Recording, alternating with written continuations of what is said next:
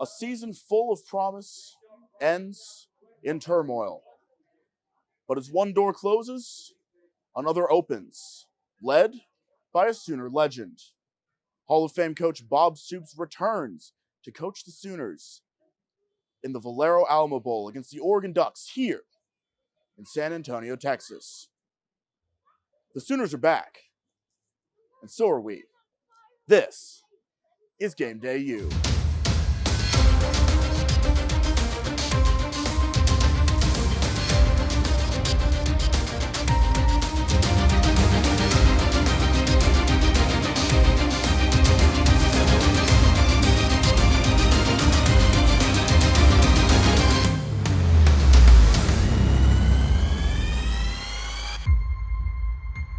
Welcome to GameDayU. I'm Will Blessing, joined by Kaylee Tinglestad and Ben Thomas, and we are here, home of the Alamo, San Antonio, in the Alamo Dome, ready for Sooners, Ducks, kicking off tonight at 8:15. Now, we've been here for a couple of days, and we've had some good times. You know, how's San Antonio been for y'all? I mean, the Riverwalk is just so much fun, and it's so pretty, especially around Christmas time. It is, but you can't get lost, right? It's very confusing. I went for a run a couple days ago. Lost. It added a couple miles onto it. Definitely. Yeah. Yeah, that was a fun adventure. But honestly, San Antonio's been great. It's been a lot of fun here. It's a fun city. I've never been here before, so it's been cool to come back to Texas and see a new city like San Antonio. So it's been a lot of fun. Absolutely, and the team's been having some fun as well. They've gotten to do some cool opportunities. SeaWorld. We swam with some dolphins, rode some boats on the Riverwalk. It's been a great time here down in San Antonio. But let's get into some football. First, let's hear from Coach Cale Gundy about Brent Venables joining the team. You know, when Bob moves on, the first thing goes through your mind, oh no, what's going to happen to the University of Oklahoma? Well, the University of Oklahoma was winning a lot of games when Bob was there, and it was winning a lot of games before Bob was there, and it's probably going to continue to win a lot of games after. And Lincoln took over, and that's what we did. We won a lot of football games. I'm going to make this comment now. We're going to win a bunch of damn football games with Brent Venables. The University of Oklahoma, the football is bigger than just one person. It really is. It is truly one of the most special football programs ever in college football. And all right, now that we've heard Coach Gundy's opinion on Coach Venables' arrival to the team, now we have some opinions of our own, and we actually spent about a full week tracking this dude down, waiting for him to come to Norman, late nights at the airport. Kayla, what do you think about Venables? Yeah, that week was really intense, from Lincoln leaving to Venables coming. But I just really like him. Everyone knows that I loved Lincoln Riley, so it's tough to see a new one come, but I'm really excited about the kind of coach he is. I mean, at the press conference, he really talked about developing the players as people and as students rather than winning championships, and that will come later. So I just really like his mindset with this, and I think the team can go really far. Absolutely. Taking a people-first perspective, especially with a team environment like this, is critical to success. Because if you don't have people wanting to play for you, you're not going to be successful while playing. Yeah, and we saw in his first meeting with the team, a lot of guys were talking about how they were ready to run through a brick wall for this guy. I was ready to run through a brick wall for that dude. I am too. I'm ready to suit up and go out there for Coach Venables because I was raving about him from the start, and I love the hire. You guys know I was big on Coach Venables. And because I just think he's the best fit for this, especially with the transition to the SEC. I mean, his Clemson defenses have been top 10. Number one for and even number one, top 5, basically every year he's been there. So he knows what to do. He has beaten teams like Bama. He's beaten other SEC teams. He knows what he's doing. So I love the hire. I think that was the perfect fit, and I think the Sooners, everybody kind of thought maybe, with Lincoln leaving, there might be a little bit of a downfall, but I think this team's going to be full cylinders all go next year. Absolutely. Let's see. What were the adjectives you used about the defense? It was explosive, suffocating. Physical, suffocating, something like that. Major word. No, yeah. I was definitely worried. Everything was just kind of crashing and burning once Lincoln left. Everyone was leaving, players were leaving, and then just that next week, everything just got better. I mean, we have great staff coming. OU has a great staff coming, and family is very top of the list, and I think that's so fitting for OU. Family's so big. And so I think with that as his top priority, it's really going to work. Absolutely. Now, you mentioned that week was tumultuous in Norman. Tumultuous. Big word there. In Norman. Just kind of an interesting way to cap off the season. Now the Sooners still have one more game that'll be played today, but what's your biggest takeaway from this season? Well, I've kind of touched on it a little bit, but it's going to be the poor coaching. Like I said earlier, I was one of the biggest Lincoln Riley fans there is, but coaching was just not there. I mean, it was shown against Baylor. He was halfway out the door, missing practice and the press conference that week, and then again in Stillwater. I mean, he left 12 hours later. I just think coaching was a big thing. We've talked about before how an offensive coordinator may help the Sooners, but I think Lincoln Riley was too stubborn to have that help. And then you have Venables wanting all of these extra hands and these extra minds. It's really going to help the Sooners. So I think just stubbornness of Lincoln Riley and poor coaching. Okay. Yeah, because, I mean, look at Venables, a defensive guy with a defensive mind. He's hiring a defensive coordinator. Something Lincoln couldn't do. And I'm going to tell you right now, Kaylee, I think you're going to like Brent Venables a lot more than you like Lincoln Riley. Fingers crossed. He doesn't have an ECU connection, but he'll be better. Yeah, that's true. He'll be better. But honestly, my biggest takeaway was it's clear. Caleb is the future. He is the guy. That is the go-to guy here. And he's lived up to the hype since the moment he stepped foot on campus. A true freshman, All-American, a semifinalist for the Walter Camp Player of the Year. He proved that he can lead this program. In his short time, he had 1,600 yards, 18 touchdowns. I mean, the guy is explosive with his speed. And like I said, he just lived up to the hype. The guy is electric. He's fun to watch. He's a good guy around campus. He shows up at basketball games.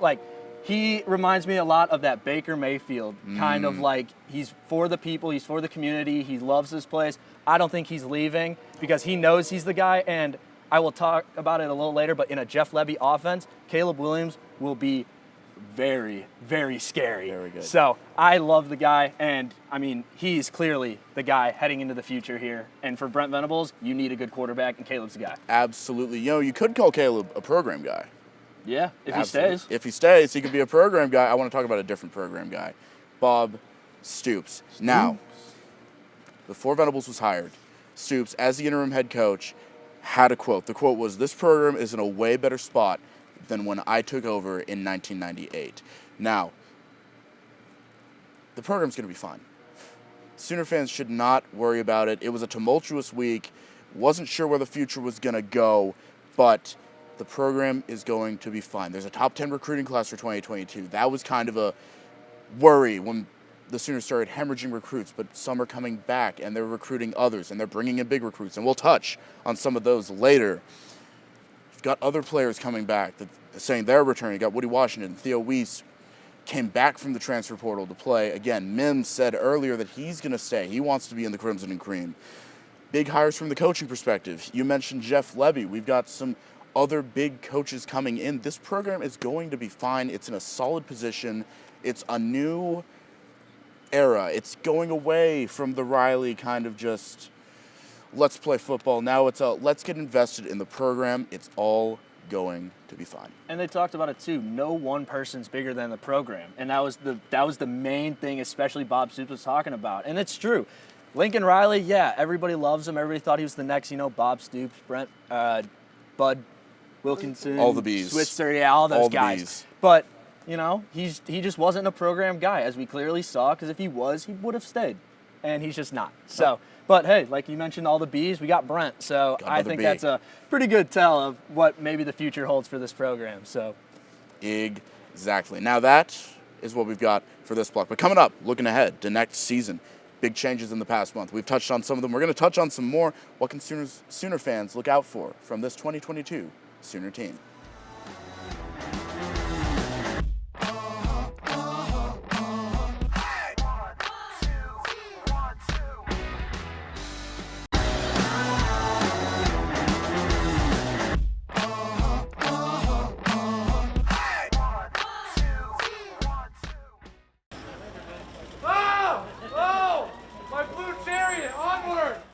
After 2 days of practice and traveling over Christmas, the Sooners finally got the chance to have some fun at SeaWorld yesterday. I look fitted.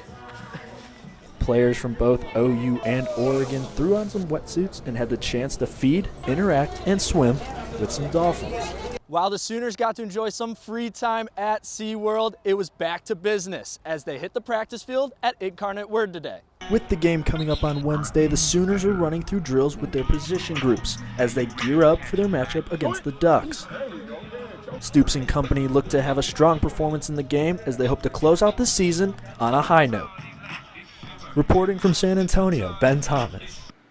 Welcome back to GameDayU. Now, Sooners coming into 2022, let's talk recruits. Who is the most exciting recruit coming in? I'm going to have to go with Nick Evers. I think he is going to be great under that Levy offense coming in.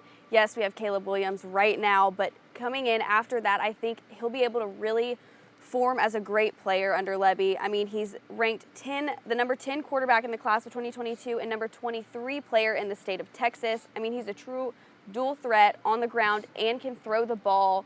He's proficient. He's been proficient running in the last 2 years, totaling 894 yards rushing his last 2 years of high school. He has a great arm and he's not afraid to throw. I just think he's going to be a really, really good recruit for OU. Solid recruit, really boosting the overall level of this 2022 recruiting class, a top 10 recruiting class. Yeah, and I feel like under Lincoln Riley, we were always so used to has to be like the number 1 or number 2 Has guy. to be. Like People the can number be developed. 10 guy, yeah, the number 10 guy is just as good and can be better than all of those guys. I think the best testament to that, you look at Baker. Yeah. 3-star walk-on. Like, not everybody has to be the 5-star top recruit. No, not at all. But for me, biggest recruit heading into the next year, I was raving about this guy, and I'm super excited for him, and that is 4-star athlete Jaron Kanik, the recruit who decommitted from Clemson, enrolled early at OU, even before decommitting from Clemson, and is now committed, doing it his own way, now committed to the Sooners. From Hays, Kansas, 6'2", 210. This guy ran a 10.37 100-meter dash at over 200 pounds. The guy has electric, explosive speed, can play multiple positions, but I think Venables will throw him at linebacker. And in a Venables defense, at him at linebacker with Danny Stutzman to either his left or his right, that is going to be scary in a couple years if they can develop and grow. But to me, this kid reminds me a lot of Isaiah Simmons from Clemson a few years ago. Remember, he could play any position on that defense. Move all around. He was fast, he was quick, a ball hawk. This is who he's going to be, and if I'm a Sooner fan, I'm pumped for this guy. He is going to be explosive, electric. He's going to be part of that suffocating defense with that speed. And he already got a shout from Baker for enrolling early, doing it his way. So I'm very excited for him. I think Sooner fans are excited for him. I think he's going to become a fan favorite as well, just because him and Stutzman, I think, can form a very dominant, dynamic duo on that linebacking core. So I'm excited for Jaron Kanik. He's going to be a lot of fun. I think the OU defense definitely has a very bright future. Absolutely. And we haven't been able to really say that in a while. No, Sooner fans haven't really been able to say that in a while. Because it's always been an offensive mind, and now we're back to a defensive mind. That's what Stoops was, and now it's Venables. Yeah, and everybody was so worried about that too. How is the offense going to be? I think it's going to be fun. Offense is going to be fun. Defense can win championships. You look at the 85 Bears. Exactly. I don't think it hurts flipping it from the offense to the defense. Not at all. I think that could really help the Sooners. A big thing we talked about was, maybe Lincoln's offense was being figured out. Switch to a defensive team. It works. But I want to talk about an offensive recruit. I'm a big O-line guy. The offensive line is key, and that's why my most exciting recruit, Jacob Sexton. This is an offensive line guy from Las Vegas, and ultimately, he's just excited to play for OU. Back when recruits were decommitting during this whole Riley turmoil, he tweeted something, I can't say all of it, but Boomer censored Sooner. And that was just perfect. He's excited. He's going to lead this team. He's going to unite the guys, and it's just going to be perfect to get this 2022 class into the system and get them going. I think it's really nice to see these players wanting to play for the Sooners, wanting to be on the team. I think it creates a lot of reassurance for fans, coaches, players, everyone. And why wouldn't you want to play for Oklahoma? Right? It's a great program. Why not? Yeah, historic exactly. program. Jinx. Can't talk anymore. But yeah, no, why wouldn't you want to play for them? It's the best place to be. So I love that all these guys want to play. You want guys that want to play for your program, and that just makes the product on the field 10 times better. Absolutely. Now that we've talked about the recruits, let's look ahead to the season in general. What can we see? Hopefully execution. That was not evident this past year. There was so many weapons on OU, but there was no execution. I mean, you had Spencer Rattler, Caleb Williams, Marvin Mims, and even on the defensive side, Isaiah Thomas, Nick Benito, Perrion Winfrey, so many weapons, but they weren't able to execute. I think the constant rotation hurt them a lot, not having that specific role to play in. And then, I mean, the speed D just didn't work. I think everything got stale with offense, defense. I mean, it was evident throughout the season against Kansas. I mean, Texas was probably the best game the whole season, being able to come back with that. But, I mean, they were invested in that game, and there wasn't a lot of investment, I think, and not a lot of execution. So hopefully the new coaching, better coaching, more of a focus on the players themselves rather than just football, I think it'll be a lot better of a season in 2022. Oh, absolutely. You know, Venables tearing down speed D day one, perfect. I like just defense. Tackle. Defense. Tackle is a big one. Tackle is a big one. I love the memes. It was like, you know, he walked into the facilities and he saw the speed D and he was like, what is this? Like, Venables doesn't need something like that. Yeah, the speed D definitely didn't work. It just wasn't effective. Take that to LA. Yeah, no, take that. It'll be he interesting will. to see how that plays out. He's just 100% going to take that to LA. Maybe it'll work there. Maybe. We'll see. We'll see. But my biggest takeaway for next season is this offense is going to be better than Lincoln Riley's offense that we've seen at OU. I know. Crazy to say because Lincoln's this offensive guru. I'm going to put that in quotes now because I don't believe it anymore. But in all honesty, Jeff Lebby's been a coordinator for 3 years, and he's done better than Lincoln Riley in those 3 years. He started off in 2019 with UCF, second best offense with a freshman quarterback, Dylan Gabriel, electric quarterback, with over 541 yards per game. That is unheard of. And then he moves to the SEC, and in 2 years at Ole Miss, has the third and fourth best total offenses in the country with the ninth best rushing attack this past year in the SEC with those 300-pound defensive linemen. Like, that is what you want, especially heading into the SEC ball. He knows how to put up points in the SEC. And if you don't believe me that he's better than Lincoln Riley, OU in those 3 years were ranked third in 2019, right behind him, and then 11th in 2020, and this past year, 28th in college football. Like, Jeff Lebby's offense is very, very good. He's been able to develop Matt Corral. He will be able to develop Caleb Williams into something I don't even know the level that Caleb could probably get to. But like I mentioned earlier, a lot of people were worried about this offense and where it was going to go. But getting a guy like Jeff Lebby who can develop receivers, can develop running backs, can develop quarterbacks, you get great offensive linemen, guys who want to block like Sexton. This offense is going to be just as dominant. And with that defense, Sooners are just fine. It's going to be a lot of fun next year. I think Sooner fans should be very, very excited for next year. Absolutely. And it was Ole Miss was struggling, and then Lebby just really put them on the map. Revitalized it. They've done great things. They were setting like SEC records this year in points per game and most yards. Big stats guy. I am a big stats guy. I'm sorry. Lebby's a big stats guy. Lebby's a big stats guy. He likes putting up those points. Hey, I'm all for it. Hey, points are good. We want those 50-something blowouts and the shootouts too. You know, we love those. So. Perfect. It works.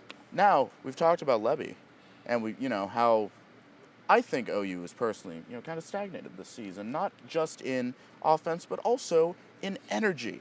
And next season, the passion for the program is back. Specifically, all these new coaches bringing in Lebby, Venables, they're former OU guys. Lebby was actually recruited by Cale Gundy out of high school to come play for OU. He's been in the program. Venables is a national championship appearing and winning defensive coordinator for OU. And you just look at when he arrived at the airport, the energy, not only from just the Sooner fan base that was there were thousands of people there. It was wild. But also just his energy on the plane when he was flying. He's just excited to be here. He said, there's no better place than here. Why would you go anywhere else? These people are excited. There's passion coming back to the program, and not only will it revitalize this team, this family, it'll revitalize the fans. And it's just going to be electric to watch. Yeah, I think that's a really good point, especially after this season. The OU fans were mad through a lot of the season because OU was projected to do so well along with Spencer Rattler. Start the season. And it just wasn't there. I mean, Rattler got benched. OU went way down. I mean, it's just, I think focusing more on just winning games is going to be a lot better. It's going to engage the fans. Fans are going to be excited for this new mentality rather than, oh, you lose or you're not playing well, we're not going to support you anymore. Exactly. It's revitalizing the Sooner family. And I think a perfect line from Venables' introduction is, The Sooner family is a family, and when family needs help, family steps up, and that's exactly what's going on. And Bob here. Stoops is a perfect example of that as Exactly. well. He was on a golf course. The man was on a golf course, and he had an got hour called. to get prepared to go recruit and basically save this whole program. So it's exactly that. That's what happened. And the way Lincoln left really showed how he wasn't there with that. Exactly. I mean, just stepped out less than 12 hours after He's focused losing. on himself, and, that's fine. He can do what he wants, but the Sooner family is here to Sooner fans stay. don't want him. Nope. But that's all the time we have for this. When we come up, there's a lot of college football going on. It's the height of the bowl season, and we're going to break down some of the biggest bowl games coming up.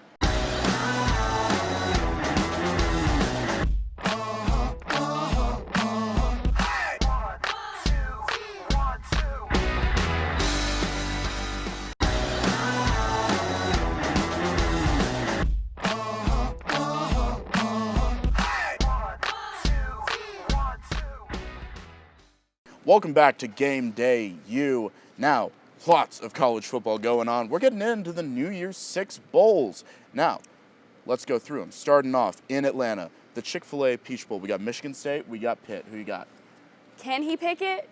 No, because he is not playing in the bowl game. I'm going to go with Pitt still. I think the team has a lot of great potential. I mean, Michigan State is going to be hurting without Kenneth Walker, so I think Pitt could really use that to their advantage.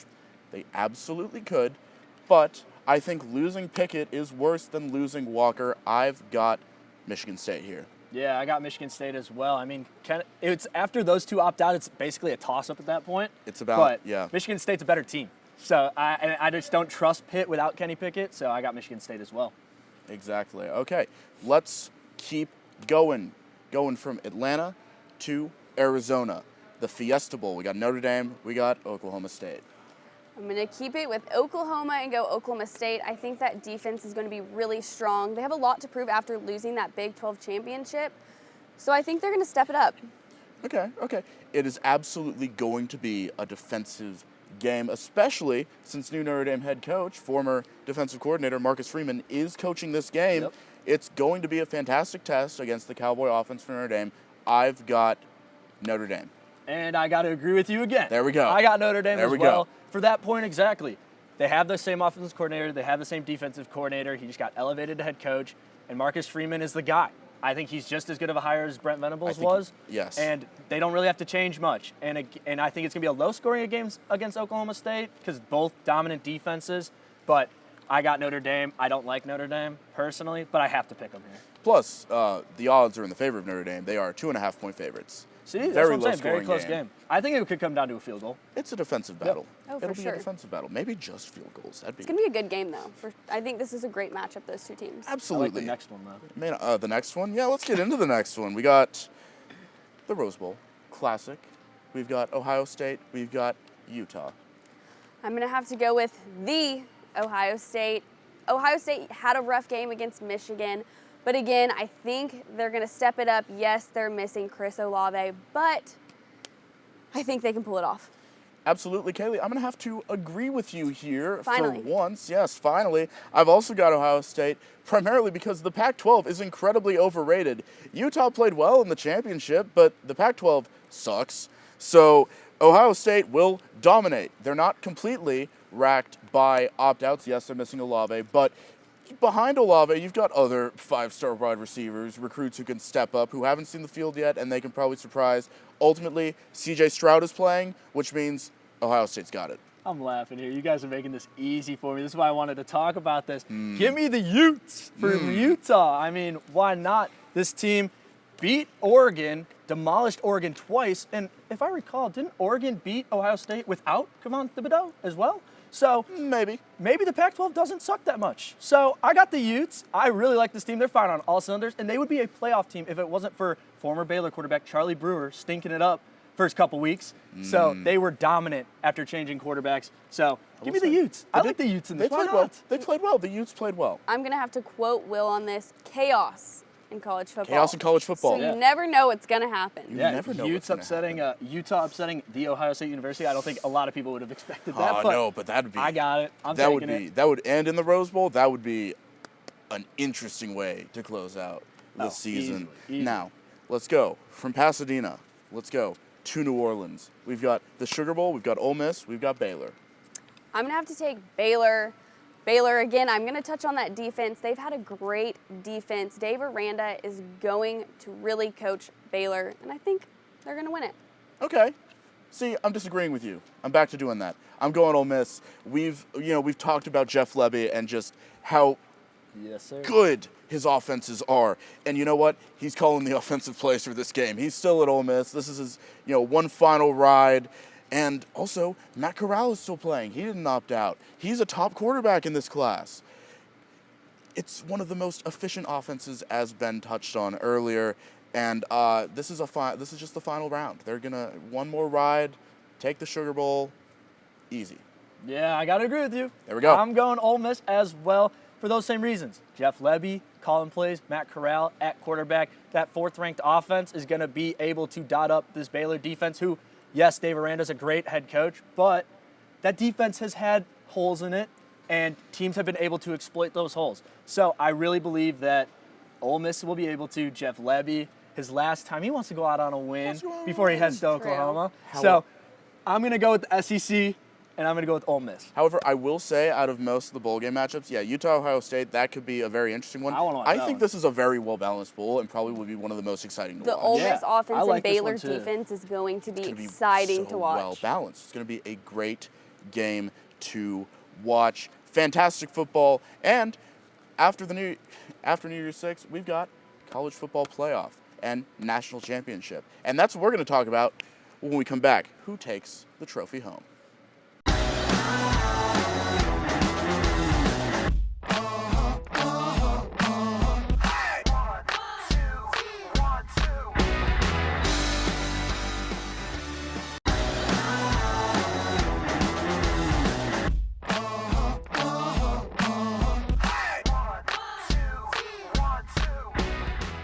At bowl games like the Alamo Bowl, bands are a common sight performing at pep gigs and team events. But at this game, the Pride of Oklahoma got to step up to help the Oregon band in a time of need. Snowstorms in the Northwest meant the Oregon band was snowed in and unable to make it to the river rally held on Monday night. Telling us like a couple days before, hey, we're stuck in Oregon, blah, blah, blah. We're not going to be at certain events. And so our director said, hey guys, the Oregon band, they got some people but not a lot. Can you help out? And we're like, yeah, sure. Members of the Pride performed with the members of the Oregon marching band who were able to make it into San Antonio, playing the Oregon Fight song and Boomer Sooner to help get fans of both teams ready for the game. As far as I know, that's the first time the Pride's ever been on a boat and played Boomer on a boat.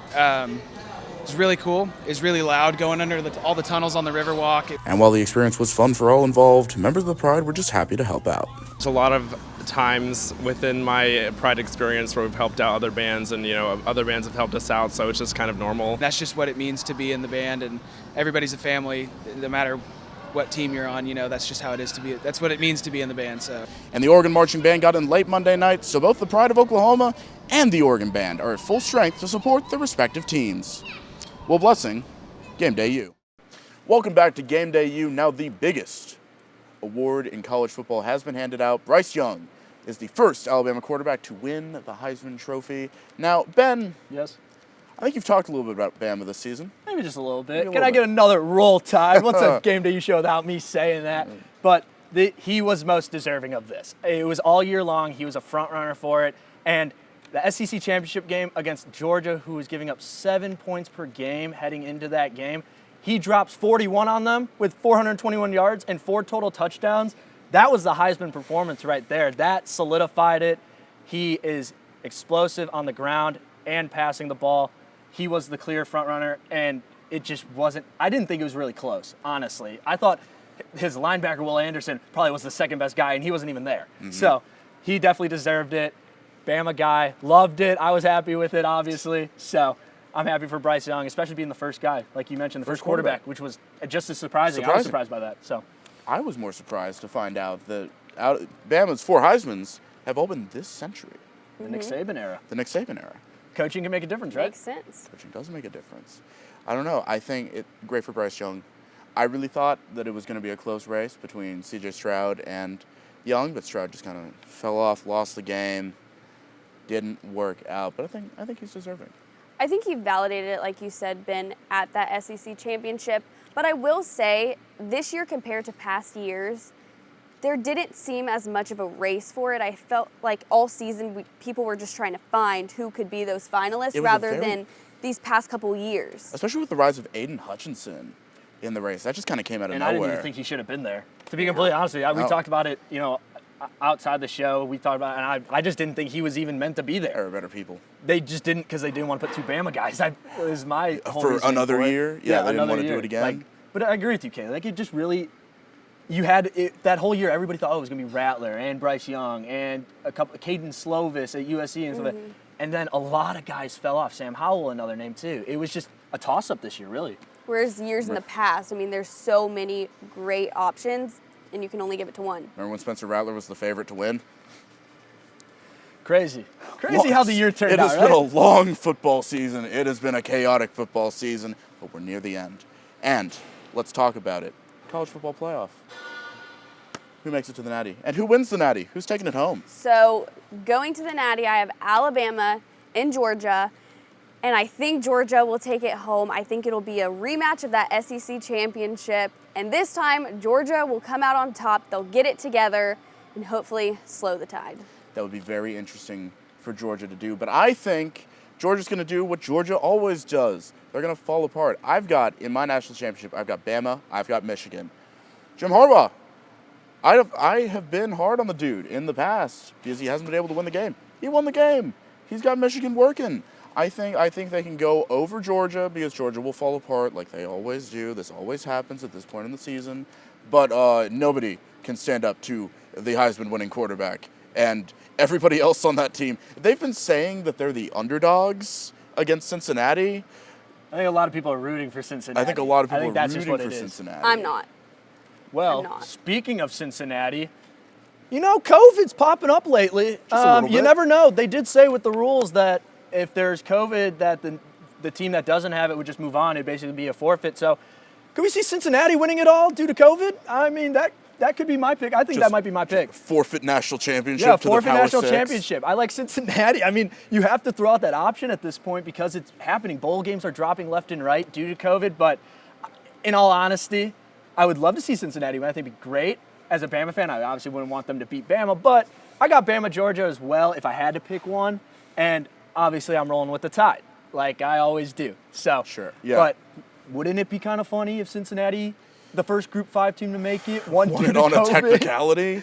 Yeah, on a technicality. You never know. On a technicality, another asterisk next to a championship, like, all the bubble stuff and everything like that. But you never know what could happen. So Never. Got to throw it out there. Never know. I don't know. But they've been taking – I don't think they want that to happen because they've actually closed off practices to the media. Yeah. They're really locking down these games so they don't have to replace them or forfeit them. Smart. Exactly.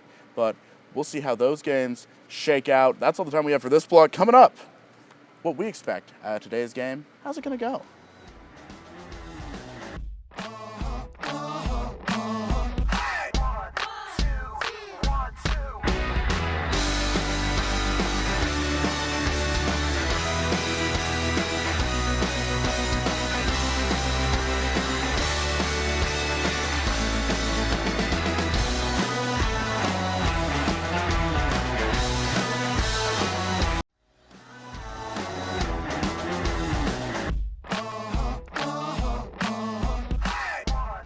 Welcome back to GameDayU. Now we're getting closer to kickoff for Sooners Ducks tonight in the Alamo Bowl. Now let's talk about what to watch for. Kaylee, what are we watching for?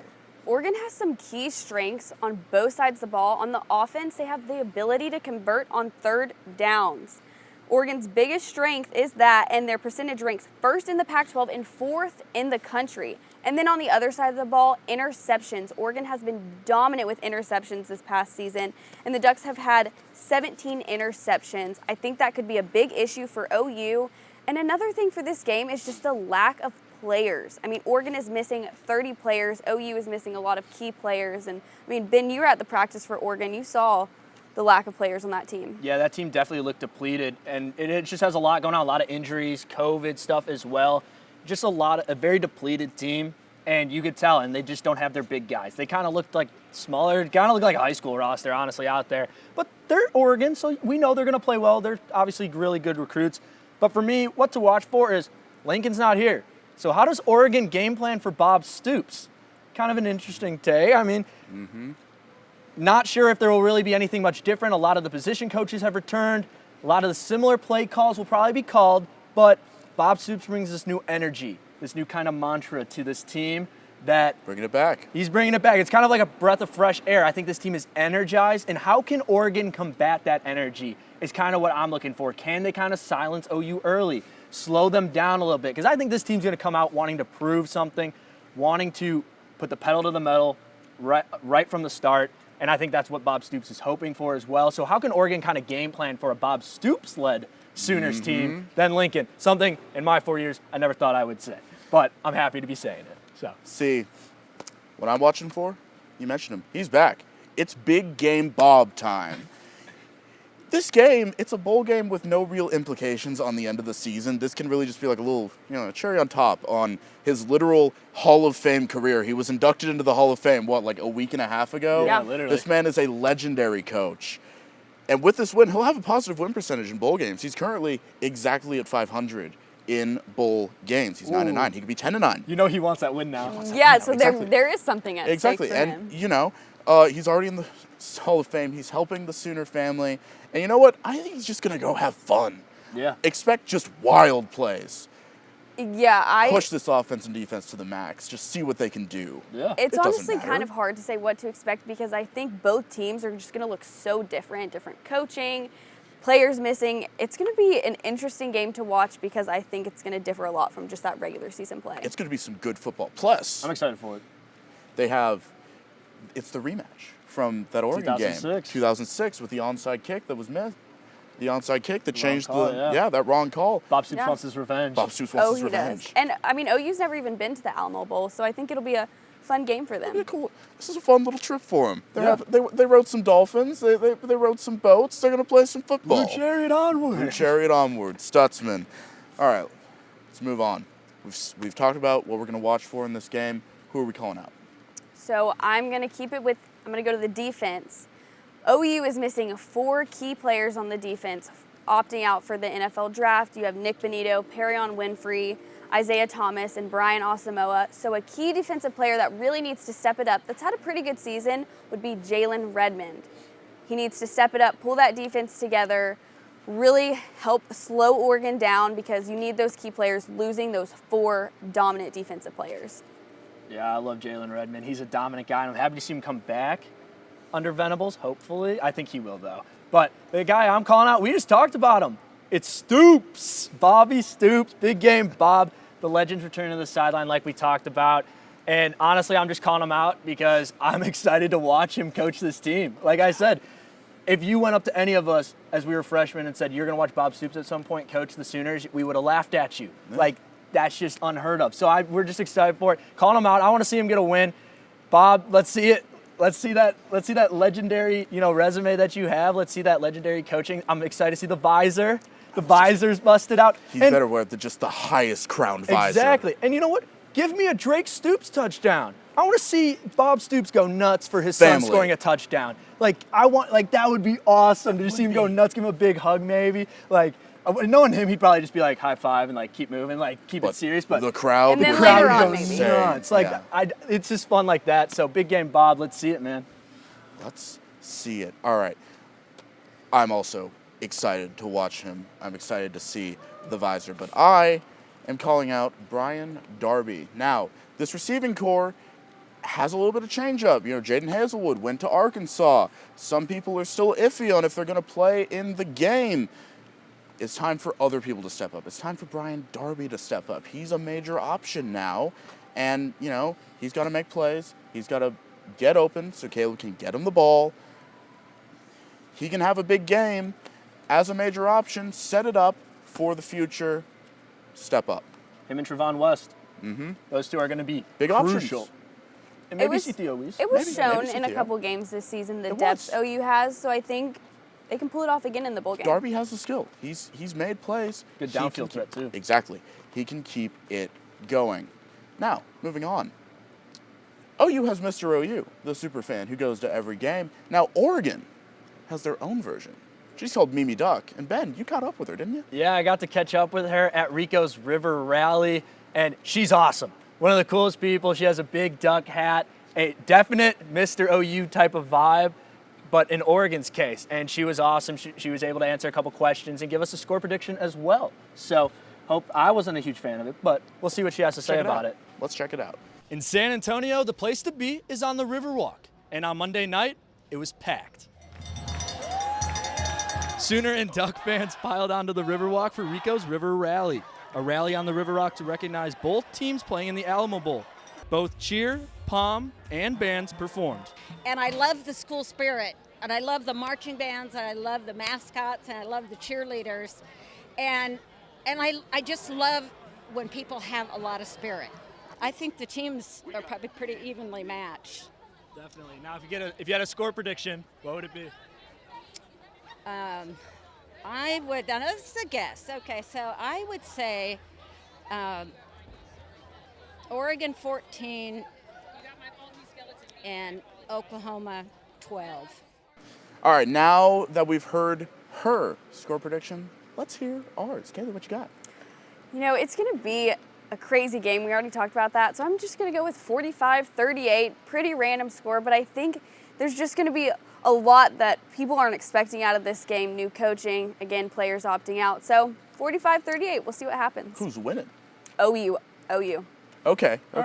Solid. Sure. I'm going to go a little lower than that. I'm going to go 35-31. I think the defenses can get a couple stops. I don't think the offenses will light up the scoreboard like maybe you were saying, but I got 35-31 OU.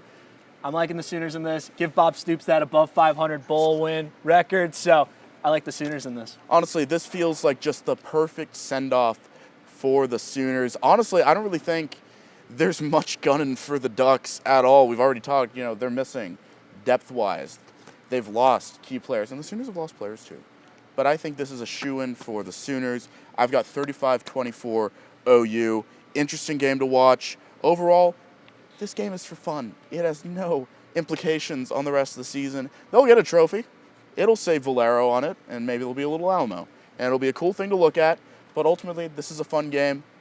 Let Bob have some fun. Give Bob that win. Let him do whatever he wants. I think it's been great. I'm just excited to watch Big Game Bob for the first time as an actual student. Well, technically a student. Yeah, you did graduate. I did graduate like a week ago. But yeah, it'll be a lot of fun. I think this game will be a good game as well. Oregon, I think, might surprise us a little bit, but could be. I don't think it'll be a Florida like last year. I don't think it'll be like that. No, not at all. But we'll see when it kicks off tonight at 8:15. And now that is all the time we have. And for the final time, I'm Will Blessing for Kaylee Tinglestad and Ben Thomas. And before we go, I'd like to thank all the people who've made this possible. Our producer, Pierce, our GA, Jared, all the crew who've helped shoot us, and anybody who has helped us on the road get anywhere, who has made this show possible. It's been a fantastic ride, and I'm ready to watch some football. I am too. It's been a lot of fun. It's been a lot of fun. And make sure to tune in next semester for GameDayU Hoops. But that's all the time we have. Enjoy some football.